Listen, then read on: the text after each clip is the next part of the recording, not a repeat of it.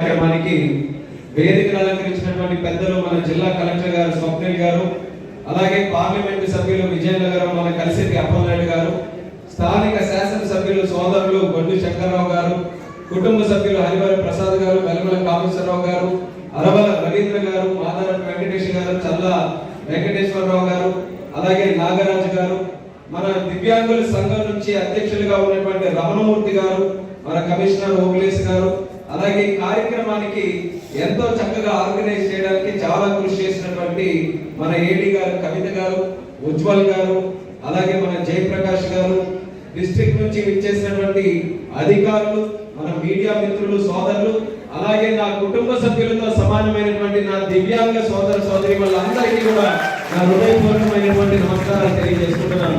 గెలిచి జూన్ 4న కొత్త ప్రభుత్వం ఏర్పడింది. రిజల్ట్ వచ్చిన తర్వాత జూన్ 4 సుమారు 2 నెలలు కావస్తుంది. ఈ యొక్క 2 నెలల్లో 3-4 సార్లు జిల్లా వచ్చే అవకాశం నాకు దక్కింది.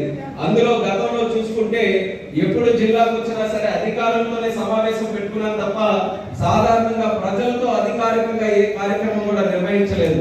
అంటే నేను కేంద్ర మంత్రిగా అయిన తర్వాత అధికారికంగా జిల్లా ప్రజానికంతో చేసేటటువంటి మొట్టమొదటి కార్యక్రమం ఇదే కార్యక్రమం అని కూడా గర్వంగా తెలియజేస్తున్నాను.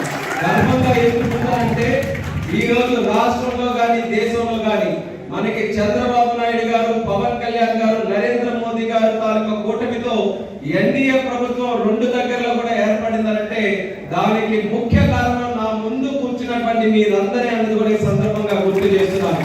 మనస్ఫూర్తిగా ఆ నాయకుల తాలూకా కలయికని మనస్ఫూర్తిగా మీరందరూ కూడా ఆశీర్వదించి మళ్ళీ మా జీవితాలు బాగుండాలన్నా, రాష్ట్రం బాగుండాలన్నా, మా పిల్లలకి ఒక మంచి భవిష్యత్తు ఉండాలన్నా ఇక్కడ చంద్రబాబు నాయుడు గారు ముఖ్యమంత్రి అవ్వాలి, కేంద్రంలో నరేంద్ర మోదీ గారు ప్రధానమంత్రి అవ్వాలని మీరందరూ కూడా మా కోసం కష్టపడినటువంటిది ప్రత్యక్షంగా నేను చూశాను. కాబట్టి ఈ వేదిక ద్వారా మీ అందరికీ కూడా మరొకసారి నా హృదయపూర్వకమైనటువంటి ధన్యవాదాలు తెలియజేస్తున్నాను.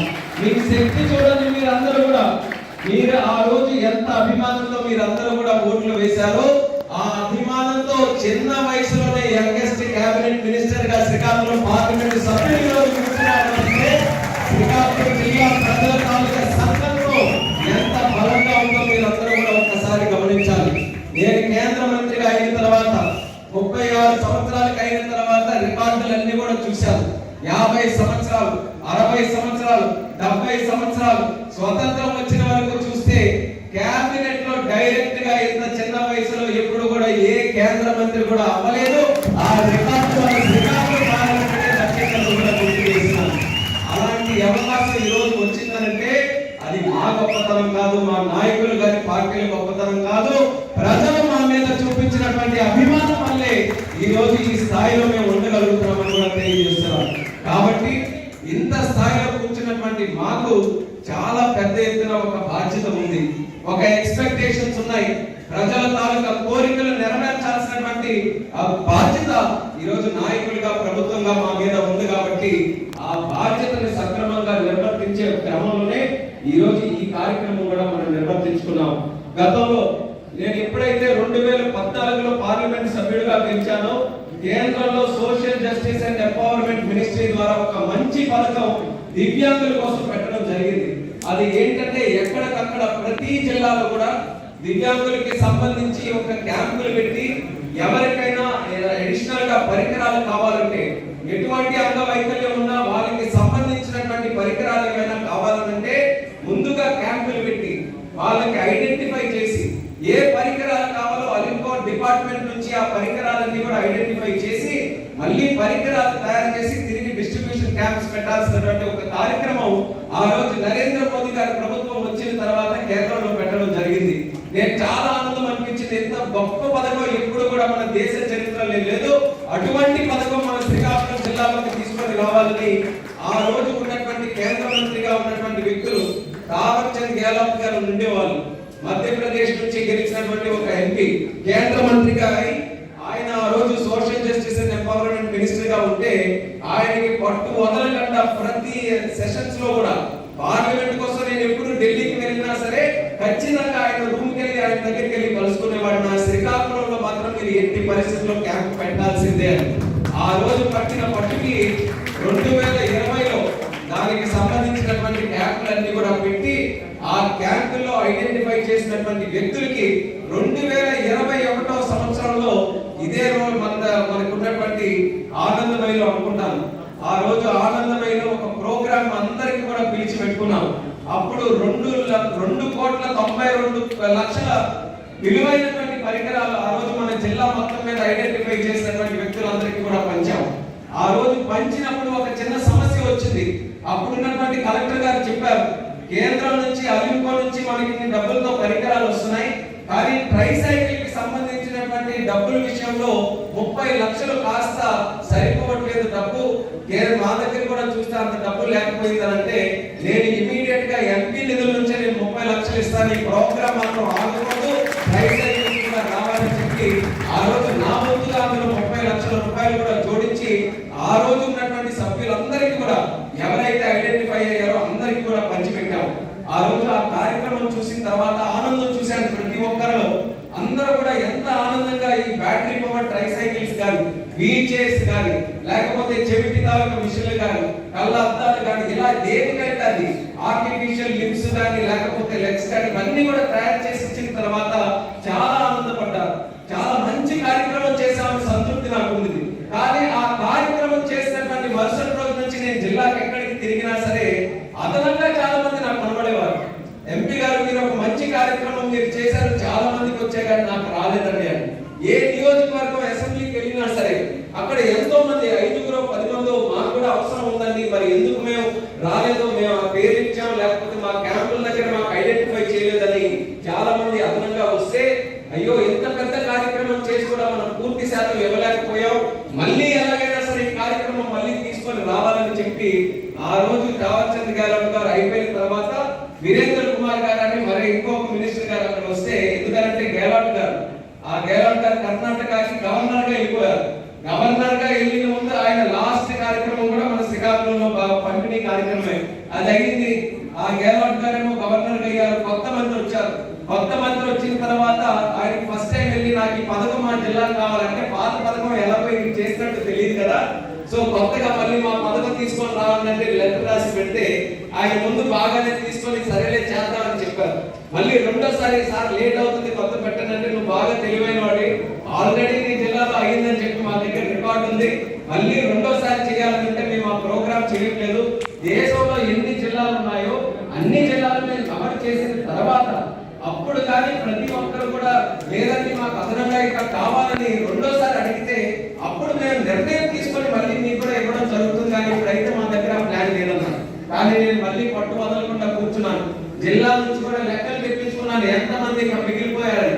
ఆ లెక్కలతో మళ్ళీ లేఖలు రాసి మళ్ళీ ఢిల్లీలో పార్లమెంట్ లో కూడా మాట్లాడి ఆయన తాలూకా రూమ్ దగ్గరికి కూడా వెళ్ళి ఆయన కూడా అనేక సందర్భాల్లో కలిసి రెండోసారి నాకు దేశంలో ఎన్ని చేశారని కానీ మా శ్రీకాకుళంలో మాత్రం రెండోసారి కూడా మళ్ళీ మీరు చేయాల్సిందే పట్టుకోకపోతే మళ్ళీ ఆయన ఎట్టి పరిస్థితి ఒడిపోయినట్టు లేడీ మాత్రం నేను ఇవ్వకపోతాని 23లో మళ్ళీ 4 క్యాంపులు పెట్టాము.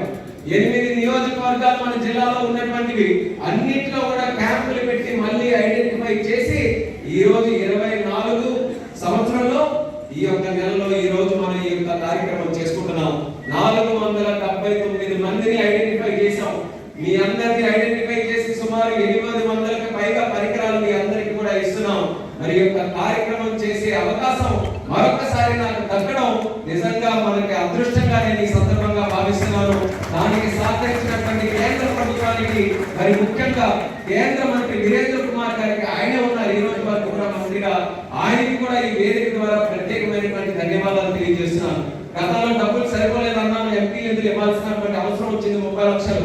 ఈసారి అది కూడా లేదు, డైరెక్ట్ గా కేంద్రం నుంచి మొత్తం అన్ని నిధులు కూడా పంపించి అన్ని పరికరాలు కూడా ఖర్చు కేంద్రమే ఈ రోజు భరించి మీ అందరికీ కూడా ఇప్పిస్తుంది. అంటే కేంద్రం కానీ రాష్ట్రం కానీ ఎంత చిత్తశుద్ధితో మన తాలూకా అవసరాల కోసం కానీ మన తాలూకా కష్టాలు తీర్చడానికి కానీ ఏ రకంగా పనిచేస్తున్నాయని వీరందరూ కూడా ఈ యొక్క కార్యక్రమం ఒక ఉదాహరణగా తీసుకోవాలని కూడా తెలియజేసుకుంటున్నాను. ఈ రోజు మీకు అదనంగా ఆంధ్రప్రదేశ్ రాష్ట్రంలో కూడా ఒక హామీ ఇచ్చాం.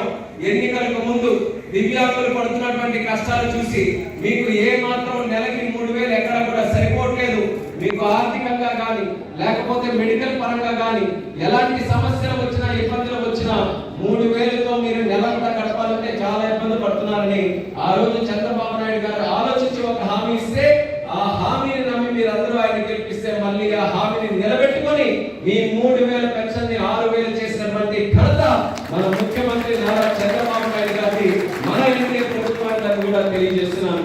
ఇది ఒక్కటే కాదు, ఇంకా చాలా కార్యక్రమాలు ఉన్నాయి. మీ తాలూకా అధ్యక్షులు మాట్లాడినప్పుడు చెప్పారు చట్టాలు తయారవుతున్నాయి కానీ మాకు మాత్రం న్యాయం జరిగే విషయంలో ఇంకా చాలా లోపాలు ఉంటున్నాయి. కానీ మీకు న్యాయం చేసే ప్రభుత్వం వచ్చింది, మీకు అండగా నిలబడే ప్రభుత్వం వచ్చింది, మీ కష్టాలను తీర్చేటటువంటి నాయకులుగా మేము వచ్చాం. కాబట్టి ఏ సమస్య ఉన్నా ధైర్యంగా మీరందరూ మా దగ్గరికి వచ్చి చెప్పండి. సమస్య పరిష్కరించడానికి ఎంత శాతం అయితే అంత శాతం కృషి చేసి మీకు అండగా నిలబడతామని ఈ వేదిక ద్వారా మీ అందరికీ కూడా హామీ సందర్భంగా నేను ఇస్తున్నాను. కలెక్టర్ గారు ఇందాక మాట్లాడినప్పుడు చెప్పారు ఈ రోజు బస్సుల్లో కూడా ట్రావెల్ చేయాలంటే బస్సు ఎక్కడానికి చాలా మందికి వీలు కావట్లేదు.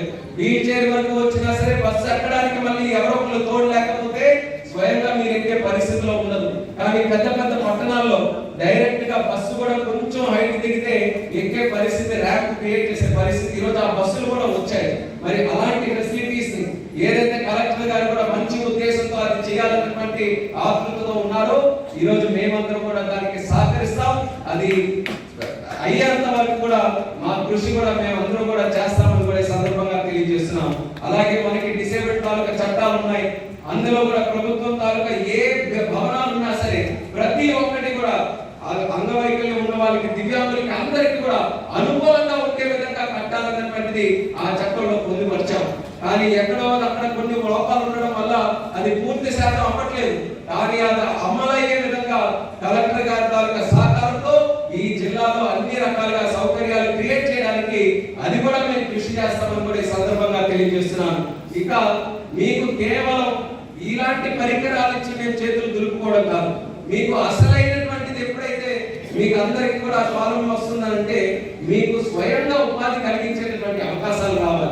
ఒక ఉద్యోగం కానీ లేకపోతే మీరు స్వయంగా ఏదో ఒక ఇంట్రెస్ట్ ఉంది మేము ఒక పని చేసుకుంటామనంటే దానికి అనుగుణంగా ఏదో ఒక తోడు కానీ లేకపోతే ఏదో ఒక సహకారం ప్రభుత్వం నుంచి మీకు అందాలి.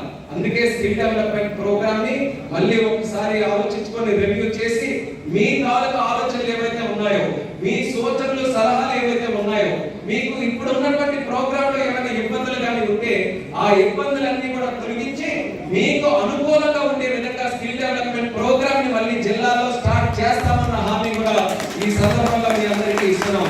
అలాంటి అవకాశాన్ని మీరందరూ కూడా సద్వినియోగం చేసుకొని ఎంతో కొంత పని చేసే అవకాశం ఉన్న వాళ్ళు మాత్రం ఆ స్కిల్ డెవలప్మెంట్ ద్వారా స్వయం ఉపాధి పొందగలిగితే మీకు ఎలాగో ప్రభుత్వం ఇవ్వాల్సినటువంటి కార్యక్రమాలన్నీ కూడా చేస్తుంది. కానీ అదనంగా మీ చేతుల మీద మీ కష్టం మీదుగా మీరు సంపాదించుకుంటే ఆ వచ్చేటటువంటి ధైర్యం, ఆ ఆత్మస్థైర్యం అది ఎవ్వరు కూడా మిమ్మల్ని ఎవరు కూడా చేయలేనటువంటి ధైర్యం మీ అందరికీ కూడా వస్తుంది. ఈ రోజు కూడా గర్వంగా చెప్పుకుంటాను, సాధారణ వ్యక్తి కంటే దివ్యాంగులు చూస్తే వాళ్ళ నుంచి వచ్చేటటువంటి స్ఫూర్తి మరి ఎవ్వరూ కూడా ఎక్కడ సమాజంలో ఎవరు కూడా ఇవ్వలేరు.